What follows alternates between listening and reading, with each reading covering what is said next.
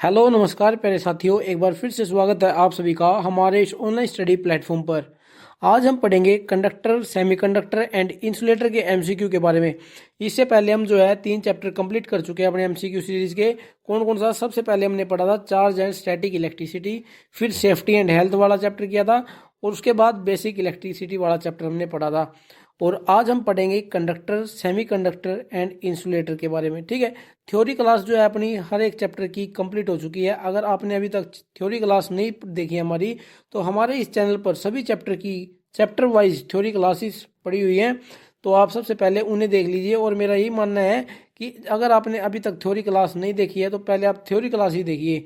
MCQ पढ़ने का अभी आपका कोई फायदा नहीं है जब तक आप थ्योरी क्लास नहीं पढ़ लेते। तो सबसे पहले आप थ्योरी पढ़िए, फिर आप एमसीक्यू की प्रैक्टिस हम क्यों करते हैं? ताकि हमें ये पता चल सके कि आयोग किस तरीके से हमसे सवाल बनाकर पूछ सकता है।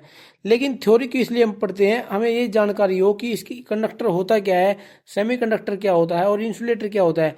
इस चीज़ की जो जानकारी है ना, वो तो आप थ्योरी क्लास में ही पढ़ सकते हैं। लेकिन एमसीक्यू हम इसलिए पढ़ते हैं ताकि हम जो है सवालों की प्रैक्टिस कर सकें कि सवाल किस तरीके से बन सकते हैं। ठीक है ना? तो चलिए ज़्यादा टाइम ना खराब करते हुए आज की क्लास को स्टार्ट करते हैं। सबसे पहला सवाल क्या पूछा गया है? किसी संवाहक की प्रतिरोधकता किस पर निर्भर करती है? प्रतिरोधकता की बात हुई है यहाँ पर, ना कि प्रतिरोध की। प्रतिरोध को हम आर से लिखते हैं और प्रतिरोधकता को हम रो से लिखते हैं। ठीक है ना? और जो प्रतिरोधकता है वो पदार्थ किस धातु का बना हुआ है उसके ऊपर डिपेंड करती है प्रतिरोधकता, और तापमान पर डिपेंड करता है। ऑप्शन क्या दिए गए हैं? संवाहक की लंबाई, संवाहक की जो लंबाई है उस पर प्रतिरोध निर्भर करता है, यानी कि जो प्रतिरोध है वो संवाहक की लंबाई पर निर्भर करता है। संवाहक का क्षेत्रफल भी आर पर डिपेंड करता है। संवाहक का आयतन नहीं होता कुछ भी। जिस पदार्थ से संवाहक बना है, बिल्कुल भाई ऑप्शन नंबर डी इसका करेक्ट हो जाएगा। यानी कि जिस पदार्थ से संवाहक बना है उस पर उसकी प्रतिरोधकता निर्भर करती है। आर क्या होता है? आर होता है रो एल बटा ए। एल यहाँ पर लंबाई है, ए यहाँ पर एरिया है। यानी कि रेजिस्टेंस तो लंबाई पर भी निर्भर करता है और एरिया पर भी डिपेंड करता है, लेकिन जो प्रतिरोधकता होती है वो किस धातु से पदार्थ बना हुआ है उस पर डिपेंड करती है और तापमान पर निर्भर करती है। अगला सवाल क्या है? चार संयोजी इलेक्ट्रॉनों से कम परमाणु क्या होते हैं? यानी कि जिस भी पदार्थ के अंदर इलेक्ट्रॉनों की संख्या 4 से कम हो, चार संयोजी यानी कि मुक्त इलेक्ट्रॉन में, यानी कि वैलेंस बैंड के अंदर, वैलेंस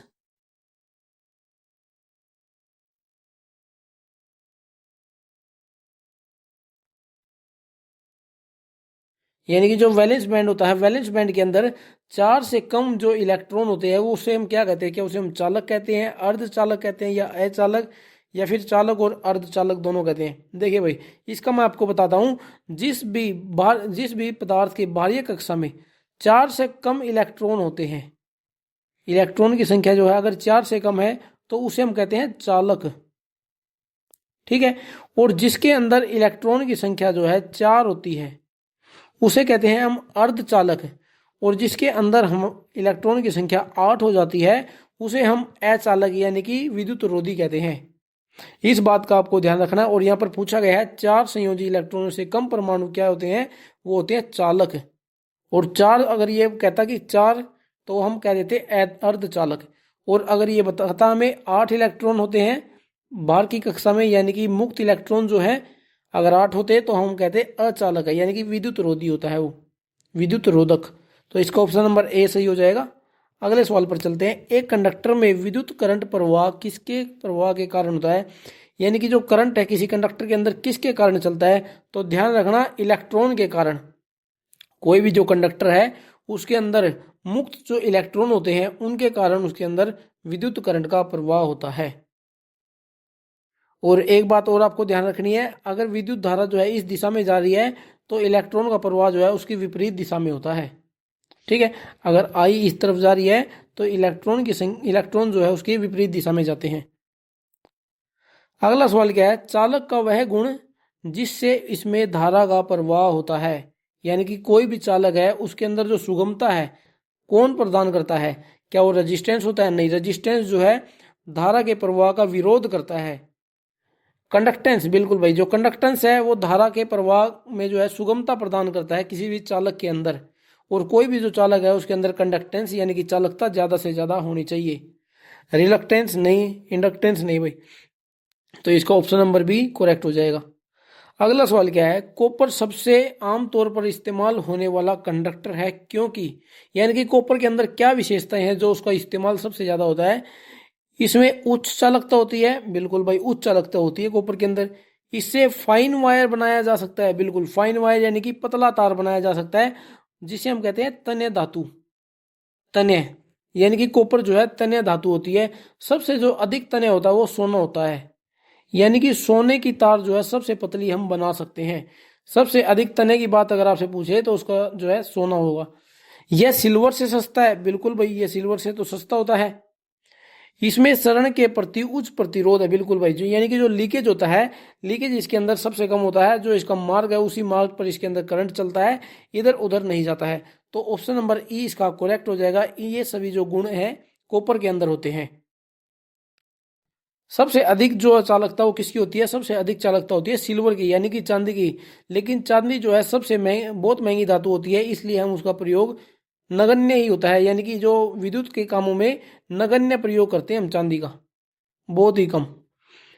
तांबे की परमाणु संख्या क्या है, ये भी इंपॉर्टेंट सवाल है भाई। यानी कि तांबे की जो परमाणु संख्या है, परमाणु संख्या को क्या कहते हैं हम, एटॉमिक नंबर। Atomic number. और एटॉमिक नंबर होता है क्या है, किसी भी पदार्थ के अंदर की यानी कि किसी भी परमाणु के अंदर तांबे उसकी इलेक्ट्रॉन की संख्या, सॉरी, किसी भी परमाणु के अंदर इलेक्ट्रॉन की संख्या या फिर प्रोटॉन की संख्या जितनी भी होगी उसी को हम परमाणु संख्या कहते हैं। इस सवाल का तात्पर्य क्या है कि तांबे के परमाणु में, तांबे का जो परमाणु होता है उसकी संख्या कितनी होती है, यानी कि उसका एटॉमिक नंबर क्या होता है। अगर आपने ये बता दिया तो आपको ये पता चल जाएगा कि उसके अंदर इलेक्ट्रॉन की संख्या कितनी है और प्रोटॉन की संख्या कितनी है। तो ध्यान रखना, तांबे की जो परमाणु संख्या है, तांबे का जो एटॉमिक नंबर है वो 29 होता है। कितना होता है, 29। और किसी भी परमाणु के अंदर कितनी कक्षाएं होती हैं, 4 कक्षाएं होती है। ठीक है, 4 कक्षाएं होती है। और चूंकि जो तांबा है वो एक चालक पदार्थ है, और चालक पदार्थ के अंदर मैंने बताया था किसी भी परमाणु की आखिरी कक्षा में 3 से ज्यादा इलेक्ट्रॉन नहीं होते हैं। सबसे पहला सवाल आया था शायद ये, नहीं, दूसरे नंबर का सवाल था। देखो ये 4 संयोजी इलेक्ट्रॉन, संयोजी इलेक्ट्रॉन का मतलब क्या था, जो बाहर की कक्षा है उसके अंदर कितने इलेक्ट्रॉन हैं किसी भी चालक के अंदर। तो वही सवाल यहाँ पर है कि तांबे की परमाणु संख्या कितनी है, 29 होती है, और 4 कक्षाएं होती हैं। और 4 कक्षाओं में से जो आखिरी वाली कक्षा होती है ना, उस कक्षा के अंदर 3 से ज्यादा इलेक्ट्रॉन नहीं हो सकते। तांबे में कितने होते हैं, देखिए जो पहली कक्षा होती है, पहली कक्षा के अंदर होते हैं, पहली कक्षा के अंदर होते हैं 2 इलेक्ट्रॉन। दूसरी कक्षा आएगी उसके अंदर होते हैं 8 इलेक्ट्रॉन। और तीसरी कक्षा के अंदर भी 18, तीसरी कक्षा के अंदर 18 इलेक्ट्रॉन। और जो चौथी कक्षा होगी उसके अंदर होगा 1 इलेक्ट्रॉन, यानी कि 8 और 2 10, 10 और 18 28 और 1 29। तो इस तरीके से जो एक परमाणु की संरचना होती है, इसकी तांबे की परमाणु की संरचना होती है। ठीक है भाई। अगर औरों की बात करें, जैसे ये तो हमें पता चल गया तांबे की, अगर हम बात करें चांदी की कितनी होती है, चांदी के अंदर परमाणु संख्या जो है, एटॉमिक नंबर कितने होते हैं, 47। तांबे का एटॉमिक नंबर होता है 47। और इसका, सॉरी, चांदी का, तांबे का आपको पता चल गया 29 होता है। एल्यूमिनियम का 13 होता है, एल्यूमिनियम का 13। और आयरन, आयरन का होता है 26। ठीक भाई, इन सभी का आपको ध्यान रखना, ये इंपॉर्टेंट है, चांदी, एल्यूमिनियम और आयरन। चलिए नेक्स्ट सवाल पर चलते हैं। अगला सवाल क्या है, विद्युत वायरिंग में प्रयुक्त कंडक्टर डैश का होना चाहिए, यानी कि जब हम घरों में वायरिंग करते हैं उसके अंदर कंडक्टर की कौन से पदार्थ का होना चाहिए, लोहे का होना चाहिए, इस्पात का, तांबे का, टीन का। तांबे का होना चाहिए क्योंकि उसकी चालकता जो है ज्यादा होती है। अगला सवाल है, तांबे का गलनांक कितना होता है, ये भी इंपॉर्टेंट सवाल है भाई, याद रखना। तांबे का गलनांक होता है 1083 डिग्री सेल्सियस, 1083 डिग्री सेल्सियस। और 960 किसका होता है, सिल्वर का, 960 होता है सिल्वर यानी कि चांदी का। और एल्यूमिनियम का, एल्यूमिनियम का होता है 660 डिग्री सेल्सियस। आयरन का आपसे पूछ ले, आयरन का होता है 1538 डिग्री सेल्सियस। और कार्बन जो है, कार्बन का होता है 3550 डिग्री सेल्सियस। इल्यूमिनेशन वाले चैप्टर में पढ़ा था हमने ये कार्बन का। और किसका पढ़ा था? टंगस्टन का भी पढ़ा था। टंगस्टन, टंगस्टन का कितना होता है? टंगस्टन का होता है 3422 डिग्री सेल्सियस। इन सभी का आपको ध्यान रखना, अपने नोट्स में लिख लेना इन बातों को, बहुत इंपॉर्टेंट बातें है ये। आगे चलते हैं। आगे है BIL का विस्तार क्या है, यानी कि BIL की फुल फॉर्म क्या होती है? Basic intermediate line, binding inner line, basic insulation level. बिल्कुल भाई, बेसिक इंसुलेशन लेवल होता है BIL की full form. Border of intermediate line नहीं है, ऐसा कुछ नहीं होता। तो A, B और D गलत है, इसका ऑप्शन नंबर C जो है करेक्ट हो जाएगा। बेसिक इंसुलेशन लेवल BIL का विस्तार रूप होता है। अगला सवाल क्या है? सुचालक कहलाने वाले पदार्थ का निम्न में से कौन सा गुण नहीं है, यानी कि जो चालक होते हैं उनके अंदर इनमें से कौन सा गुण नहीं होता है? विद्युत धारा का सुचालक, तो ये तो होता है भाई। वोल्टेज में वृद्धि, ये भी होता है, क्योंकि देखो वोल्टेज ड्रॉप क्या होता है? वोल्टेज ड्रॉप होता है IR। किसी भी चालक के अंदर प्रतिरोध कम होता है, तभी तो वोल्टेज कम ड्रॉप होगी। वोल्टेज ड्रॉप कब कम होगी? जब उसके अंदर प्रतिरोध कम होगा। तो ये तो जो है वोल्टेज में वृद्धि। उच्च प्रतिरोध, किसी भी सुचालक का उच्च प्रतिरोध जो है कोई गुण नहीं है, ठीक है ना। यानी कि जो प्रतिरोध है कम से कम होना चाहिए।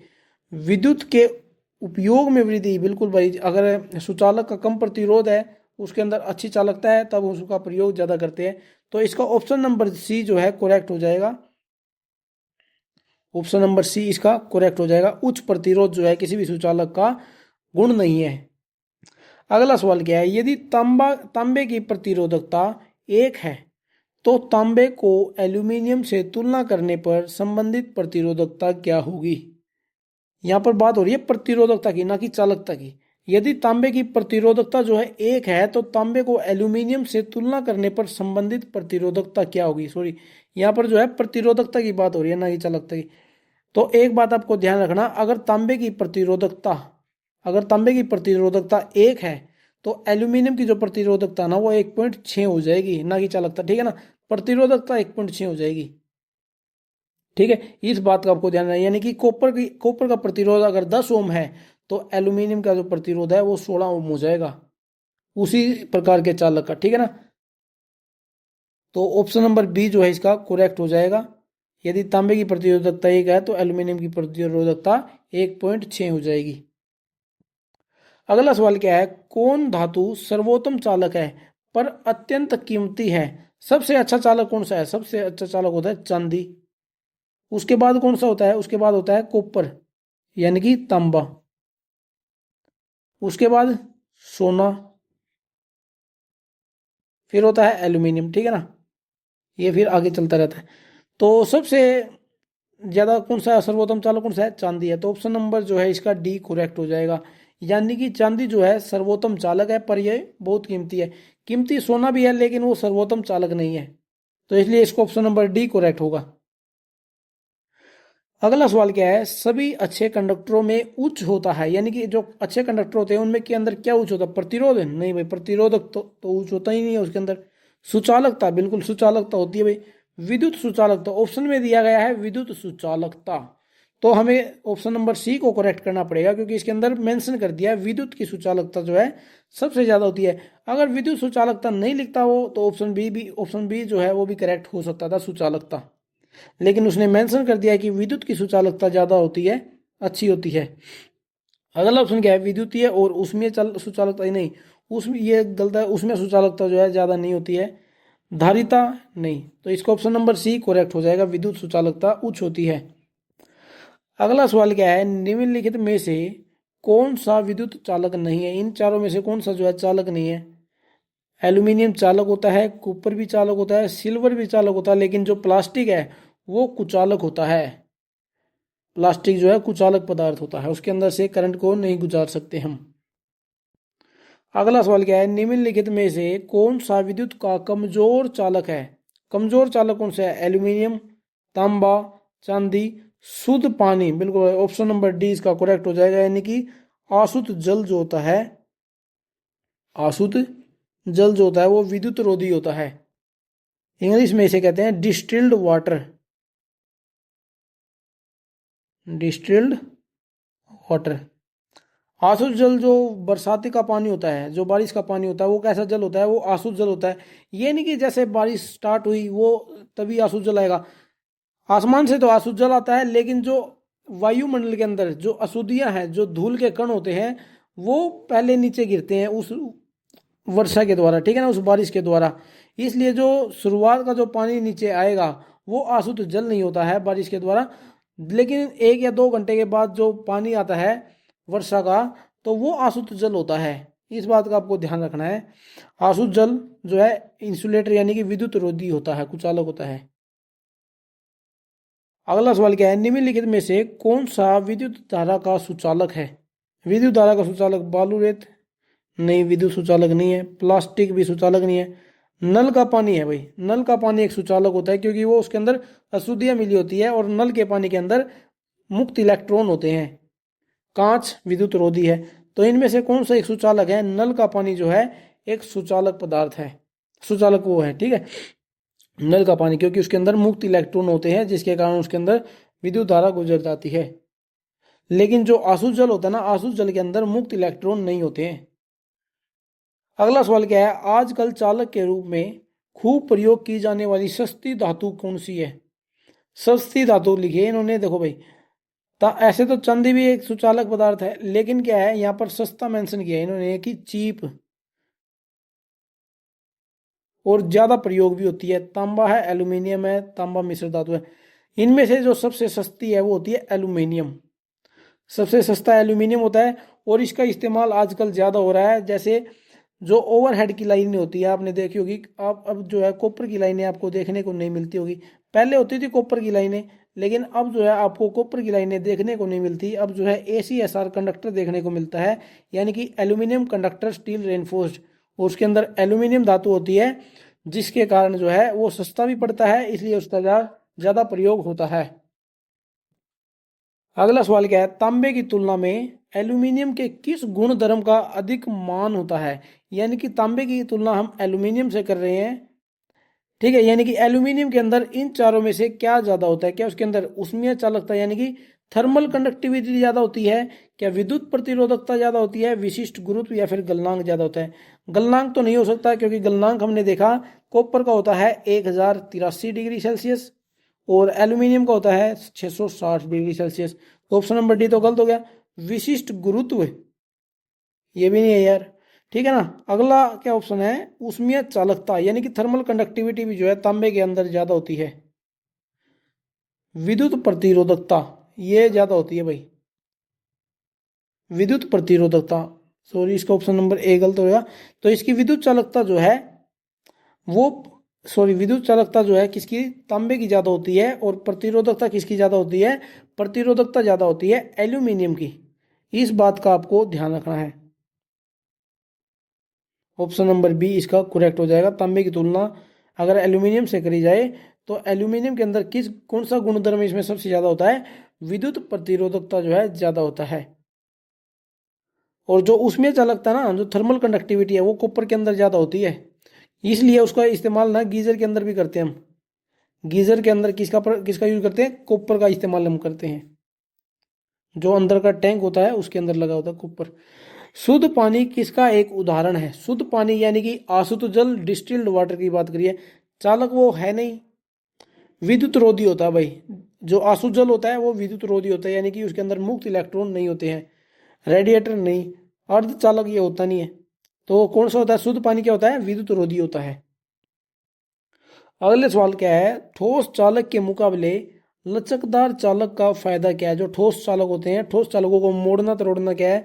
मुश्किल होता है। इसलिए हम क्या, लचकदार चालकों का इस्तेमाल करते हैं। लचकदार यानी कि हम स्टैंडर्ड कर देते हैं कंडक्टरों को, स्टैंडर्ड कंडक्टर। तो उनके अंदर क्या है? ज्यादा लचीलापन होता है। ऑप्शन नंबर ए इसका करेक्ट हो जाएगा। अनुप्रस्थ काट का ज्यादा क्षेत्रफल नहीं है, ज्यादा प्रतिरोध नहीं, ज्यादा वजन नहीं। तो क्या है? ज्यादा लचीला होता है जो लचकदार चालक होता है। अगला सवाल क्या है? पीतल निम्नलिखित में की एक मिश्र धातु है। जो पीतल है यानी कि ब्रास जिसे हम कहते हैं, वो किसकी मिश्र धातु होती है? जिंक और लेड की? नहीं, कॉपर और जिंक की, बिल्कुल भाई, कॉपर और जिंक की मिश्र धातु होती है पित्तल। ठीक है, टर्मिनल भी इसी के बनाए जाते हैं, जो घरों में स्विच लगाए होते हैं ना, बाहर का जो आवरण होता है स्विच का, वो तो होता है बेकेलाइट की धातु का, बेकेलाइट की धातु का। और जो जहां पर हम तार को कसते हैं, यानी कि जो टर्मिनल होते हैं, वो हम पित्तल के बनाते हैं, यानी कि ब्रास की धातु के बनाते हैं। कॉपर और जिंक की मिश्र धातु होती है पित्तल। ठीक है, लेड और टिन नहीं, लेड और टिन की मिश्र धातु का हम क्या है, सोल्डर इस्तेमाल करते हैं, सोल्डर और फ्यूज, सोल्डर और फ्यूज लगाते हैं हम लेड और टिन की धातु का। टीन और सिल्वर नहीं, तो इसका ऑप्शन नंबर बी करेक्ट हो जाएगा। कॉपर और जिंक की जो धातु होती क्या जो मिश्र धातु है वो पित्तल बनकर तैयार होती है। अगला सवाल है कौन स्टेनन में शामिल होता है। ये सवाल जो है HSSC में भी पूछा गया है भाई, हरियाणा के एग्जाम में भी पूछा गया है कि जो कॉन्स्टेनन है वो किसकी मिश्र धातु होती है। तांबे और निकल की, आयरन और कोबाल्ट की, नाइक्रोम और सोने की, यूरेनियम और थोरियम की। तो याद रखना ऑप्शन नंबर ए इसका करेक्ट हो जाएगा। तांबे और निकल का मिश्र धातु क्या होता है, कॉन्स्टेनन, कॉन्स्टेनन। और कॉन्स्टेनन तार को ना यूरेका तार भी बोल देते हैं, यूरेका, क्योंकि यूरेका भी जो है तांबा और निकल की मिश्र धातु होती है। ठीक है ना, यूरेका। अगला सवाल क्या है, निम्न में से किस सामग्री की सबसे कम प्रतिरोधकता अपेक्षित होती है, यानी कि सबसे कम प्रतिरोधकता इनमें से किस धातु की है, किस सामग्री की है। तांबे की बिल्कुल कम प्रतिरोधकता होती है, शीशे की तांबे से ज्यादा होती है, पारा यानी कि मरकरी की भी ज्यादा होती है, जस्ता यानी कि जिंक की भी ज्यादा होती है। तो इसलिए इसका ऑप्शन नंबर ए करेक्ट हो जाएगा। जो तांबे की धातु होती है, तांबा जो सामग्री है उसकी प्रतिरोधकता कम होती है इन तीनों से। ठीक है ना। अगला सवाल क्या है, कंडक्टरों में निम्नलिखित में से किस प्रकार का तापमान गुणांक होता है। देखिए, जो तापमान गुणांक के आधार पर ना दो प्रकार के होते हैं, एक होता है पीटीसी, एक होता है एनटीसी। पीटीसी यानी कि पॉजिटिव टेम्परेचर कोफिशिएंट, यानी कि धनात्मक तापमान गुणांक। और जो पीटीसी होता है वो होता है धातुओं के अंदर। देखिए, एक होता है पीटीसी यानी कि पॉजिटिव टेम्परेचर कोएफिशिएंट। ठीक है, और जो पीटीसी होता है ना ये धातुओं के अंदर होता है, यानी कि मेटल के अंदर। ठीक है ना। और एक होता है एनटीसी। एनटीसी का क्या मतलब है, नेगेटिव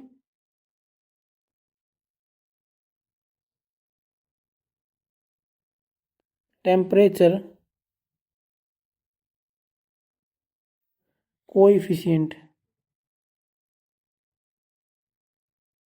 और एनटीसी होता है कुचालकों के अंदर, कुचालकों के यानी कि इंसुलेटर के अंदर। और सेमीकंडक्टर के अंदर भी यही होता है, सेमीकंडक्टर के अंदर भी एनटीसी ही होता है। इस बात का आपको ध्यान रखना है। दो प्रकार के मैंने बताए, एक होता है पीटीसी यानी कि पॉजिटिव टेम्परेचर कोफिशिएंट जो कि धातुओं के अंदर यानी कि मेटल के अंदर होता है, एक होता है एनटीसी यानी कि नेगेटिव टेम्परेचर कोफिशिएंट कुचालकों के अंदर होता है। तो यहाँ पर क्या पूछा गया है, कंडक्टरों में, कंडक्टर क्या होती है, धातु होती है, में निम्नलिखित में से किस प्रकार का तापमान गुणांक होता है। तो पीटीसी प्रकार का होता है, पीटीसी यानी कि धनात्मक ताप गुणांक। ऑप्शन नंबर डी इसका करेक्ट हो जाएगा, धनात्मक ताप गुणांक। ऋणात्मक जो एनटीसी होता है ये कुचालकों के अंदर और अर्धचालकों के अंदर होता है। जो इलेक्ट्रोलाइट होता है ना भाई, इलेक्ट्रोलाइट जो सेल के अंदर हम यूज करते हैं इलेक्ट्रोलाइट, वो होती है, वो भी एनटीसी प्रकार का ही होता है। ठीक है ना, वो भी एनटीसी प्रकार का होता है। चलिए भाई अब अगले सवाल पर चलते हैं।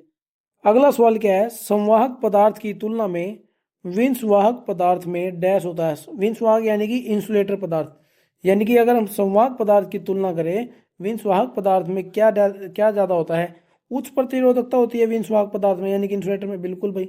निम्न चालकता होती है, ये बात तो इन्हें ठीक बताई है।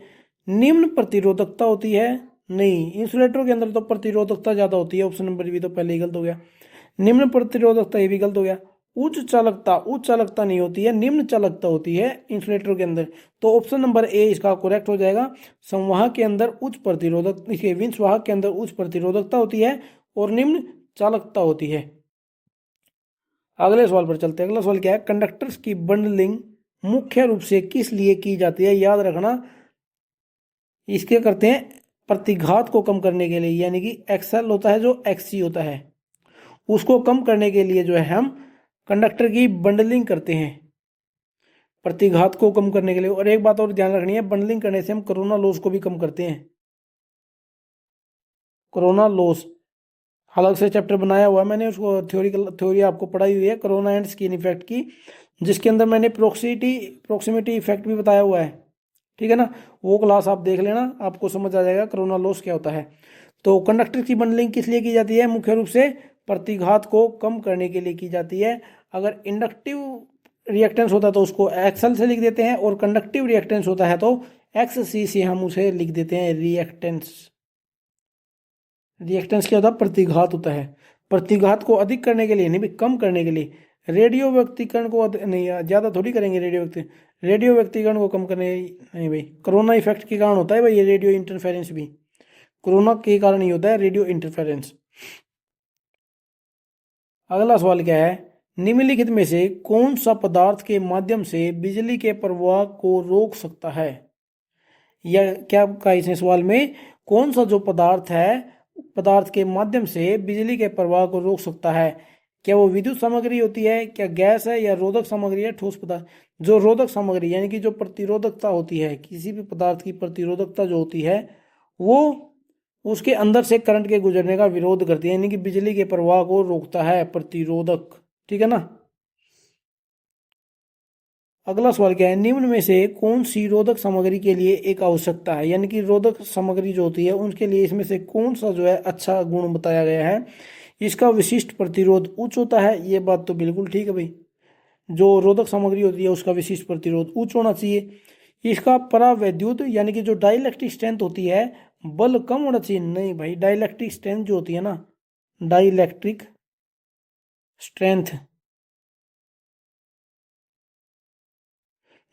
स्ट्रेंथ किसी भी इंसुलेटर पदार्थ की ज्यादा से ज्यादा होना चाहिए। डाइलेक्ट्रिक स्ट्रेंथ क्या होती है कि वो कितना जो है विद्युत का विरोध कर सकता है अपने अंदर से गुजरने के लिए, अपने अंदर से विद्युत को नहीं गुजरने देता है ये, जिसके अंदर भी ज्यादा डाइलेक्ट्रिक स्ट्रेंथ होती है।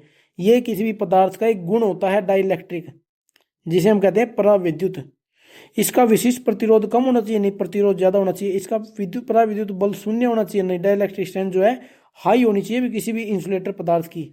तो इसका ऑप्शन नंबर ए करेक्ट हो जाएगा, इसका विशिष्ट प्रतिरोध उच्च होना चाहिए रोधक सामग्री का।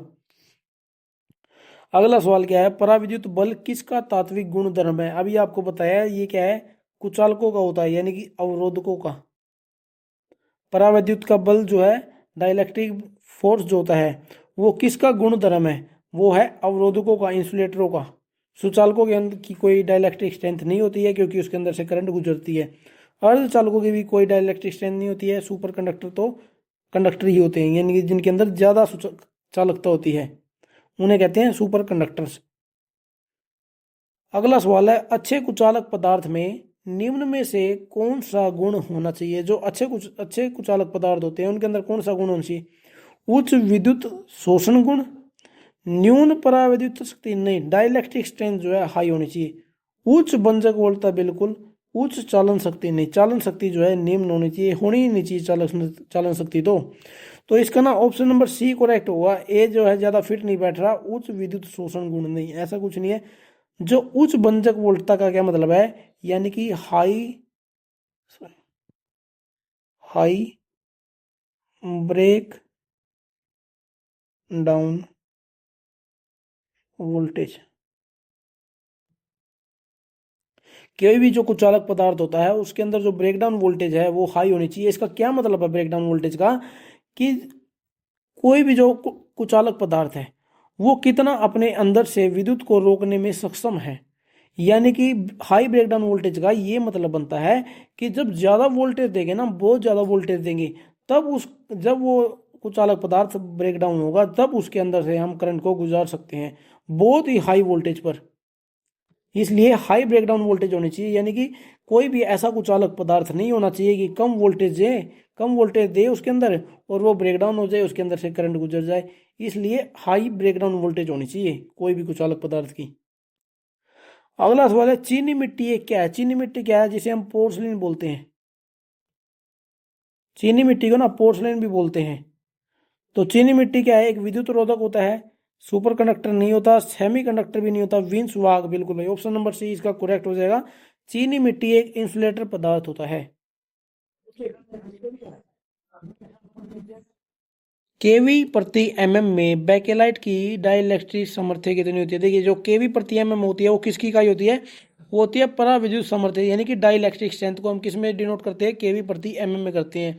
तो इन्होंने पूछी है बेकेलाइट की डाइलेक्ट्रिक स्ट्रेंथ। किसकी? बेकेलाइट की। तो ये ध्यान रखना, 17 से 21 होती है बेकेलाइट की डाइलेक्ट्रिक स्ट्रेंथ। और आपको बताऊं, जैसे माइका हो गया, माइका की डाइलेक्ट्रिक स्ट्रेंथ होती है 20 से 40, सॉरी 20 से 60 होती है माइका की। माइका नाइट जो होता है ना, माइका नाइट, उसकी होती है 20 से 40, लेकिन जो माइका होती है ना, माइका की होती है 20 से 60। और जो सिंथेटिक ऑयल होता है, जो ट्रांसफार्मरों के अंदर हम डालते हैं, सिंथेटिक ऑयल, उसकी होती है 30 केवी प्रति एमएम। 30 केवी प्रति एमएम होती है। पोर्सलिन की पूछे तो पोर्सलिन की होती है 8 से 12 केवी प्रति एमएम। ठीक है ना, इनका आपको ध्यान रखना है, ये मेन पॉइंट है। अगला सवाल है, अब्रक की पराविद्युत शक्ति अभी आपको बताया 20 से 60 होती है, लेकिन इसमें के अंदर ऑप्शन में क्या दिया गया है? 20 से 40। तो इसको हम करेक्ट कर देंगे 20 से 40, क्योंकि जो माइकानाइट होती है ना, माइकानाइट की होती है 20 से 40, वो भी अब्रक से ही रिलेटेड है, माइकानाइट भी। तो इसलिए इसका ऑप्शन नंबर डी करेक्ट हो जाएगा, 20 से 40 केवी प्रति एमएम। अगला सवाल है, विद्युत रोधी पदार्थों में निम्न में से कौन सा गुण नहीं होना चाहिए? यानी कि जो विद्युत रोधी पदार्थ है उनके अंदर कौन सा गुण नहीं होना चाहिए? उच्च यांत्रिक सामर्थ्य, यानी कि हाई डाइलेक्ट्रिक एंड मैकेनिकल जो स्ट्रेंथ है वो ज्यादा होनी चाहिए। ये तो बिल्कुल ठीक है, यानी कि हाई मैकेनिकल स्ट्रेंथ, आसानी से ना टूट जाए ऐसा होना चाहिए। उच्च जल अवशोषण, उच्च जल अवशोषण का मतलब है कि ये नमी को सोखने वाला होना चाहिए। नहीं भाई, जो विद्युत रोधी पदार्थ होते हैं ना, जो विद्युत रोधी पदार्थ होते हैं वो नमी को नहीं सोखते। तो इसका ऑप्शन नंबर बी करेक्ट हो जाएगा। निम्न विद्युतशीलता होनी चाहिए, ये तो बात ठीक है। गैर ज्वलनशीलता, यानी कि ऐसा ना हो कि वो जल जाए, ऐसा भी, ये भी ठीक है। तो ऑप्शन नंबर ए, सी और डी जो है किसी भी विद्युत रोधी के गुण होते हैं, लेकिन ऑप्शन नंबर बी जो है विद्युत रोधी का गुण नहीं होता है। उच्च जल अवशोषण नहीं करना चाहिए उसको, उसी को हम अच्छा इंसुलेटर पदार्थ मानते हैं। अगला सवाल क्या है, एक वर्जित ऊर्जा अंतराल यानी कि फॉरबिडन एनर्जी गैप कौन से मामले में अधिकतम होता है? किसकी बात कर रही है? Forbidden energy gap. और जो ये एनर्जी गैप होता है ना, ये कंडक्शन बैंड और वैलेंस बैंड के बीच का अंतर होता है। किस तरीके से? देखिए, मान लीजिए ये ऊपर है कंडक्शन बैंड, बीच में आ गया एनर्जी गैप और नीचे है वैलेंस बैंड। तो जो बीच का एरिया ना, ये होता है energy gap, forbidden energy gap. तो इसने पूछा है ये जो एनर्जी गैप है ना, ये किसके अंदर होता है? सबसे ज्यादा अधिकतम किसके अंदर होता है? क्या धातुओं के अंदर होता है? तो ध्यान रखना, धातुओं के अंदर कोई किसी भी प्रकार का एनर्जी गैप नहीं होता, बल्कि उसके अंदर क्या होता है? ओवरलेप होते हैं। ओवरलेप का क्या मतलब है? कंडक्शन बैंड के ऊपर जो है चढ़ा रहता है ये वैलेंस बैंड। जैसे, एक मिनट, ये ऊपर वाला हिस्सा मान लीजिए कंडक्शन बैंड है, और वैलेंस बैंड कैसे? वैलेंस बैंड है इतना। तो जो ये हिस्सा, ये क्या है? ये ओवरलेप किया गया है वैलेंस बैंड के द्वारा। तो धातुओं के अंदर तो ना किसी भी प्रकार का एनर्जी गैप होता ही नहीं है, या तो होता नहीं है या फिर वो कुछ ना कुछ ओवरलेप होता है। तो धातुओं के अंदर नहीं होता एनर्जी गैप। सेमीकंडक्टरों के अंदर थोड़ा बहुत एनर्जी गैप होता है। और जो एनर्जी गैप होता है ना, एनर्जी गैप को हम ईवी से लिखते हैं। किसे? ईवी से, ईवी से। और जो ये इंसुलेटर पदार्थ होता है ना, इंसुलेटर पदार्थ के अंदर 5 इलेक्ट्रॉन वोल्ट से ज्यादा का एनर्जी गैप होता है। किसे? 5 इलेक्ट्रॉन वोल्ट से ज्यादा एनर्जी गैप होता है। तो सवाल में पूछा गया है वर्जित ऊर्जा अंतराल जो है कौन से मामले में अधिकतम होता है? तो ध्यान रखना इंसुलेटर में जो है सबसे ज़्यादा एनर्जी गैप होता है इंसुलेटर के अंदर। अगला सवाल क्या है, धारावाहक चालक पर इंसुलेशन देने का प्रयोजन होता है। यानी कि जो धारावाहक चालक होते हैं उन पर इंसुलेशन हम करते हैं। जो कंडक्टर होता है, मान लीजिए जो घरों में हम वायरिंग करते हैं, उसमें जो तार होती है, तार के ऊपर इंसुलेटर लगा रहता है, वो इंसुलेशन लगा रहता है। वो इंसुलेशन हम क्यों लगाते हैं, ताकि हम उस तार को छुए तो हमारे करंट ना लगे, इसलिए। और जो कोई तार है, मान लीजिए कोई दीवार से टकरा गई है, वो छू गई है किसी दीवार से, उस तार के अंदर का जो करंट है वो उस दीवार के अंदर ना जाए, इसलिए हम उसके ऊपर इंसुलेशन लगाते हैं।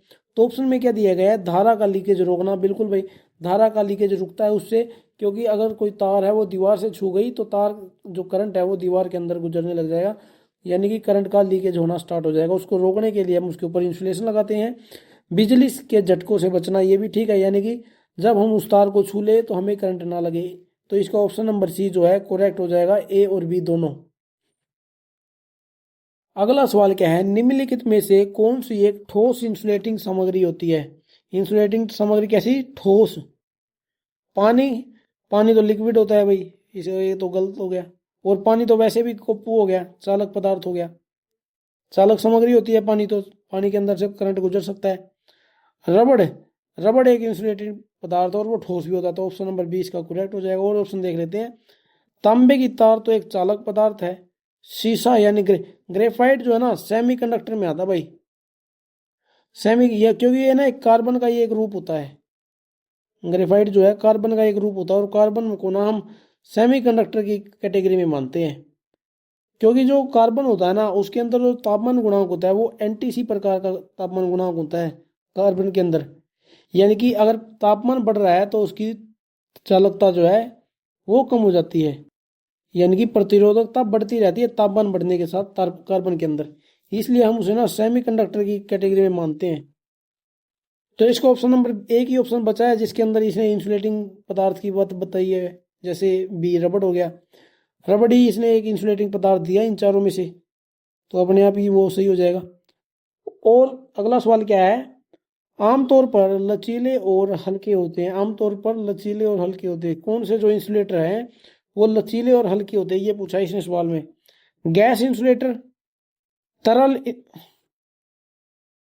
तरल इंसुलेटर, नरम पदार्थ इंसुलेटर, ठोस इंसुलेटर। तो याद रखना आमतौर पर जो लचीले और हल्के होते हैं वो होते हैं नरम पदार्थ के। जो नरम पदार्थ है वो लचीले भी होंगे और हल्के भी होंगे। अगला सवाल है, बिजली के काम के दौरान जो निम्न में से एक बिजली के झटके से बचाता है वो क्या होता है। यानी कि हम बिजली पर काम कर रहे हैं, किसी चलती हुई लाइन पर हम काम कर रहे हैं, तो किसका, कौन हमें बिजली के झटके से बचा सकता है। ड्राई वुड यानी कि सूखी लकड़ी, शुष्क लकड़ी, ये तो ठीक है भाई। वेट रोप यानी कि गीली रोप यानी कि रस्सी, नहीं वेट ये गीली नहीं होनी चाहिए। वेट वुड गीली नहीं होनी चाहिए। मेटल रोड, मेटल रोड तो कभी भी नहीं भाई। मेटल रोड को अगर हम छुएंगे तो उसके अंदर से करंट गुजरेगा और हमारे शरीर के अंदर प्रवेश कर जाएगा वो, ठीक है ना। तो हमेशा क्या है, ड्राई वुड जो हमें बिजली के झटके से बचा सकती है।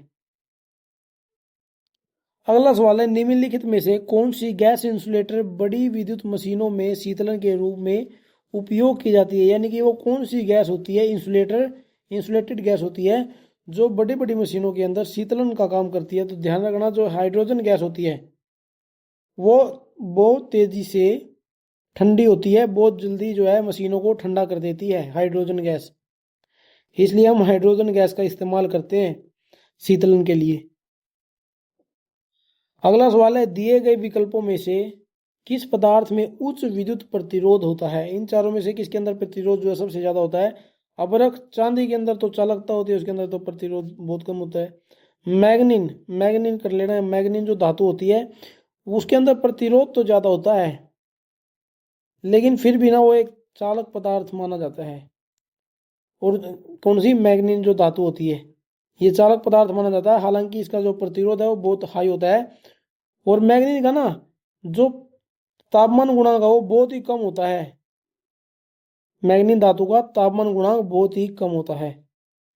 जिंक के अंदर भी प्रतिरोध होता है, लेकिन क्या है, अभ्रक जो है एक इंसुलेटर मटेरियल है, इंसुलेटेड मटेरियल है, तो इसका जो प्रतिरोध है बहुत ही ज़्यादा होता है, यानी कि करंट इसके अंदर से नहीं गुजार सकते। और याद रखना जो अवरक होता है ना, ये पारदर्शी विद्युत रोधक होता है। कैसा? पारदर्शी। इसका इस्तेमाल जो है इलेक्ट्रिक आयरन के अंदर, जो घरों में इस्त्री होती है, प्रेस होती है, उसके अंदर हम इसका इस्तेमाल करते हैं अवरक का। किसका? क्या करने के लिए? जो हम यूज करते हैं ना एलिमेंट, हम जो एलिमेंट यूज करते हैं उसको चारों तरफ से कवर करने के लिए हम अवरक का इस्तेमाल करते हैं। और अवरक जो है हीट का भी विद्युत रोधी होता है भाई। ये याद रखना, अवरक जो है जिस प्रकार विद्युत रोधी होता है, ये उष्मा रोधी भी होता है। सॉरी, उष्मा का तो चालक होता है, ये गलती हुई यहाँ पर। जो हीट है ना, हीट का चालक होता है ये। क्योंकि हम ना जब एलिमेंट होता है, एलिमेंट के चारों तरफ हम अवरक लगाते हैं, यानी कि माइका लगाते हैं। क्यों लगाते हैं? ताकि वो ना बाहर जो अन्य पदार्थ, अन्य जो सामग्री लगी हुई है उस प्रेस के अंदर, उनके अंदर जो है करंट ना जा पाए, इसलिए हम इसका आवरक का यूज करते हैं। लेकिन क्या है, ये हीट का सुचालक होता है, अपने अंदर से हीट को गुजरने देता है। तभी तो जो नीचे नीचे वाली सोल प्लेट होती है वो गर्म होती है। ठीक है ना? तो आवरक जो है विद्युत का तो कुचालक होता है, लेकिन उष्मा का चालक होता है, यानी कि हीट का चालक होता है। अगला सवाल है, हीट इंसुलेशन सामग्री निम्नलिखित में से कौन सी नहीं है? माइका इंसुलेशन सामग्री है, रबड़ भी इंसुलेशन सामग्री है, पीवीसी भी। नाइक्रोम एक धातु होती है, यानी कि नाइक्रोम दो धातुओं से मिलकर बनती है, निकल निकल और क्रोमियम। निकल और क्रोमियम 80% तो उसके अंदर निकल होता है और 20% क्रोमियम होता है। ठीक है ना? और नाइक्रोम का जो इस्तेमाल है हम हीटिंग एलिमेंट के लिए करते हैं। हीटिंग एलिमेंट के अंदर जो गीजर हो गया, हमारी जो विद्युत प्रेस है, केटली किटली जो होती है, उनके अंदर जो हीटर होता है उसके अंदर हीटिंग एलिमेंट कौन सा होता है? नाइक्रोम की धातु का ही होता है। ठीक है ना? अगला सवाल है, निम्न में से कौन से रोधन वर्ग 90 डिग्री सेल्सियस तक का तापमान सहन कर सकते हैं? ये आपको बताई गई है ट्रिक। YAEBFHC, ये बेस्ट फ्रेंड है चालू। कैसे याद रखनी है? ये बेस्ट फ्रेंड है चालू, इस तरीके से आपको याद रखनी है। और ये होता है कितना है, देखिए इनका मान आपको मैं बताऊं, याद रखना पड़ेगा आपको। ये बेस्ट फ्रेंड है चालू। देखो भाई, वाई होता है 90 डिग्री सेल्सियस तक सहन करेगा। ए है, उसमें 15 जोड़ दो आप, 105, और फिर 15 जोड़ दो, 120। ठीक है ना? ये हो गया वाई ए ई का। अब क्या है, 120 के अंदर 10 जोड़ना आपको, 130। बी का हो गया 130, और एफ कितना होगा? 155, यानी कि इसके अंदर जोड़ना पड़ेगा आपको 25। 130 के अंदर 55 25 जोड़ दो, 155 हो गया। एच कितना करेगा? एच करेगा 180, फिर से आपको 25 जोड़ना है इसके अंदर। ठीक है? और सी का आपको याद रखना है 220 होता है। सी का होता है 220 या फिर 200 डिग्री सेल्सियस। दो कैटेगरी होती है इसकी, 200 डिग्री सेल्सियस और 220 डिग्री सेल्सियस। ठीक है ना? ये आपको याद रखना पड़ेगा। देखिए आपको एक नए अगले पेज पर लिख कर दे देता हूँ, आप स्क्रीनशॉट ले लेना इसका।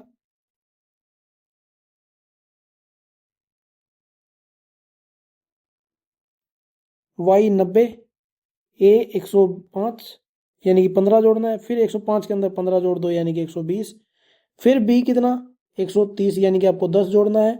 और एफ कितना होगा? 155, कितना जोड़ना है? 25।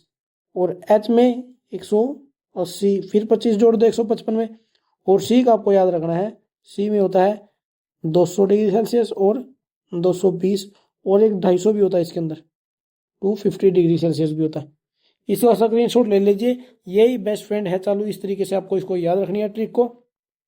तो इसके अंदर पूछा गया है, निम्न में से कौन सा जो रोधन वर्ग होता है वो 90 डिग्री सेल्सियस से के तापमान को सहन कर सकता है? तो याद रखना 90 डिग्री सेल्सियस सबसे पहला स्टेप है वाई। वाई स्टेप की 90 डिग्री सेल्सियस तक तापमान सहन कर सकता है।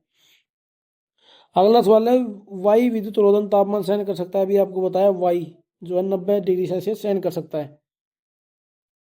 अगला सवाल है, श्रेणी ई के इंसुलेटर का अधिकतम प्रचालन तापमान कितना होता है? वाई ए ई यहाँ पर आ गया 90, 105, 120, कितना? 120 डिग्री। ऑप्शन नंबर बी इसका करेक्ट हो जाएगा।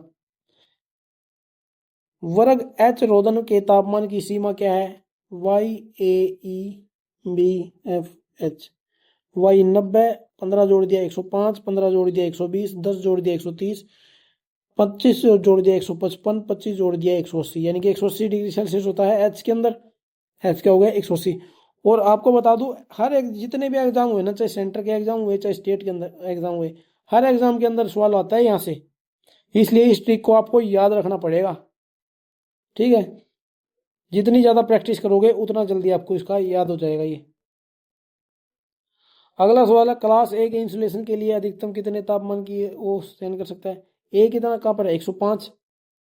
ए 105, ऑप्शन नंबर बी इसका करेक्ट हो जाएगा। अगला सवाल है, निम्नलिखित में से कौन सा तापमान में वृद्धि होने का सही प्रभाव है? यानी कि तापमान में वृद्धि होने का सही प्रभाव पूछा इन्होंने। अर्धचालकों के प्रतिरोध में वृद्धि होगी। जैसे ही तापमान बढ़ेगा क्या अर्धचालकों के तापमान में वृद्धि होती है? अर्धचालकों का ना अभी आपको बताऊंगा, पहले हम ये सवाल कर लेते हैं फिर आपको बताता हूँ अर्धचालकों का। विद्युत अपघट्टों के प्रतिरोध में वृद्धि। विद्युत अपघट्ट का मतलब क्या है यहाँ पर? इलेक्ट्रोलाइट। इलेक्ट्रोलाइट इलेक्ट्रोलाइट किस प्रकार का होता है? एनटीसी प्रकार का। यानी कि तापमान में वृद्धि होगी तो प्रतिरोध में कमी होगी। तापमान में अगर वृद्धि होगी तो प्रतिरोध में कमी होगी। तो तापमान में वृद्धि होने पर विद्युत अपघट्टों प्रतिरोध में वृद्धि नहीं होगी, चालकता में वृद्धि होगी। विद्युत रोधकों के प्रतिरोध में वृद्धि। विद्युत रोधक भी जो है एनटीसी प्रकार का होता है। एनटीसी में भी क्या होता है? तापमान के बढ़ने के साथ प्रतिरोध में वृद्धि नहीं होती, चालकता में वृद्धि होती है। शुद्ध धातुओं के प्रतिरोध में वृद्धि, ये बात बिल्कुल सही है, क्योंकि जो शुद्ध धातु होती है वो पीटीसी प्रकार की होती है, यानी कि जैसे ही तापमान बढ़ता है उसका प्रतिरोध भी बढ़ जाता है। तो शुद्ध धातुओं में जो है प्रतिरोध में वृद्धि होती है। ऑप्शन नंबर ए भी इसका गलत है। अभी आपको बताऊंगा अर्धचालकों के एक सवाल बचा हुआ है, पहले हम उसे कर लेते हैं। धातुओं में डैश ऊर्जा अंतराल होता है, अर्धचालकों में डैश ऊर्जा अंतराल और कुचालकों में डैश ऊर्जा अंतराल। देखो भाई, धातुओं में तो 0 ऊर्जा अंतराल होता है, बहुत कम होता है, यानी कि शून्य नहीं होता, कुछ ना कुछ ओवरलैप भी रहता है। अर्धचालकों में निम्न होता है। अर्धचालकों में कैसा होता है? निम्न। और कुचालकों के अंदर कैसा होता है? उच्च। कुचालकों के अंदर होता है उच्च। यानी कि पहले नंबर पर क्या आएगा? शून्य है। शून्य यानी कि 2। 2 किस में है? 2 जो है ऑप्शन नंबर बी में दिया हुआ है। और मिला लेते हैं आगे। अर्धचालकों में कितना होगा? निम्न। अर्धचालकों में क्या होगा? निम्न। निम्न क्या है ऑप्शन नंबर 4 में? यानी कि पहले आएगा ऑप्शन नंबर 2, फिर आएगा ऑप्शन नंबर 4, और फिर कुचालकों में कैसा होता है? उच्च, यानी कि 3। 2, 4, 3 किसी ऑप्शन में नहीं दिया, चलो कोई बात नहीं, लेकिन इसका क्या बनेगा? 2, 4, 3, इसको ऑप्शन नंबर ई बना लेना। ठीक है, 2, 4 और 3 बन जाएगा इसका आंसर। ठीक है, अब हम समझते हैं सेमीकंडक्टर के बारे में। देखो भाई, सेमीकंडक्टर के सवाल भी हमने कम ही किए हैं, अभी अब हम कर लेते हैं। देखिए, मुख्य रूप से जो सेमीकंडक्टर होते हैं ना, वो सिलिकॉन हम मानते हैं, सिलिकॉन और जर्मेनियम।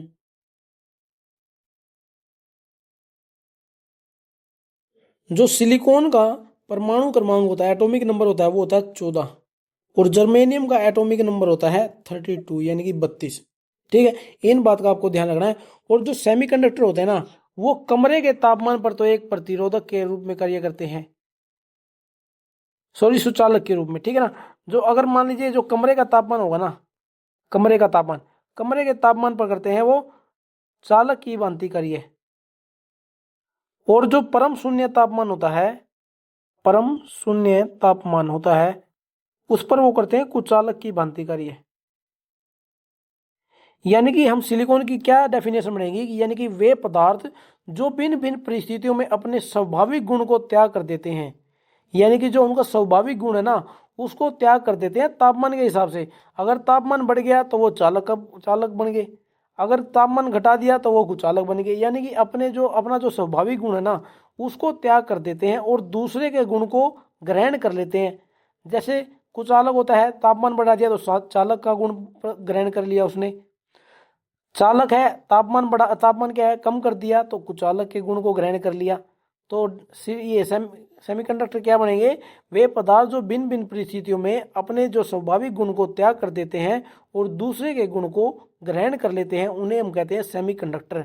और ये बात आपको ध्यान रखनी है, कमरे के तापमान पर ये चालक की भांति कार्य करते हैं, परम शून्य के तापमान पर ये कुचालक की भांति कार्य करते हैं। और इसके बीच में जो एनर्जी गैप होता है ना, एनर्जी गैप जो होता है वो 1 इलेक्ट्रॉन वोल्ट का होता है। किसका होता है?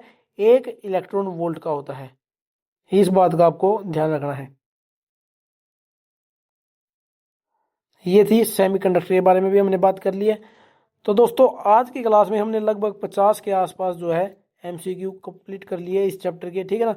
और ये चैप्टर हमने कंप्लीट कर लिया। इतने जो जितने मैंने आपको प्रैक्टिस कराई है इतने जो है काफ़ी है इस चैप्टर के लिए, ठीक है ना। अगर आपको कोई भी जो है सवाल समझ नहीं आया तो आप कमेंट करके हमें बता सकते हैं। तो दोस्तों आज की क्लास में इतना ही करते हैं, मिलते